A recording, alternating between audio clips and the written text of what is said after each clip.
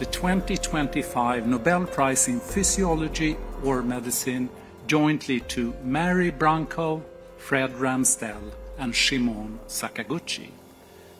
আপনার শরীরের সেনাবাহিনী যদি আপনার বিরুদ্ধে যুদ্ধ ঘোষণা করে তাহলে কি হবে?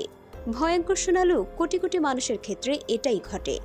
ডায়াবেটিস, আর্থ্রাইটিস বা ত্বকের মারাত্মক সব রোগের পেছনে এটাই মূল কারণ, যাকে বলে অটোইমিউন ডিজিজ।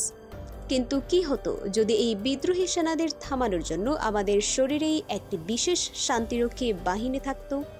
সুখবর হলো, এমনই এক বাহিনীর অস্তিত্ব আছে, আর এই বাহিনীর রহস্য উন্মোচন করেই এবছর চিকিৎসা বিজ্ঞানে নোবেল জিতলেন 3 বিজ্ঞানী। তারা আবিষ্কার করেছেন রেগুলেটরি টি সেল নামক এক বিশেষ কোষ এবং এর মাস্টার সুইচ FOXP3 জিন, যা আমাদের শরীরের রোগ প্রতিরোধ ক্ষমতাকে নিয়ন্ত্রণ করে। এই যুগান্তকারী আবিষ্কারের ফলে এখন বিজ্ঞানীরা জানেন কিভাবে আমাদের শরীরের এই শান্তিরক্ষী বাহিনীকে আরও শক্তিশালী করা যায়। এর ফলে অটোইমিউন রোগের যুগান্তকারী চিকিৎসা, ক্যান্সারের বিরুদ্ধে লড়াই এবং অঙ্গ প্রতিস্থাপনের মতো জটিল চিকিৎসায় এক নতুন দিগন্ত খুলে গেছে। এক কথায়, এই আবিষ্কার শুধু একটি নোবেল পুরস্কার নয়, এটি কোটি কোটি মানুষের জন্য সুস্থ জীবনের এক নতুন আশা।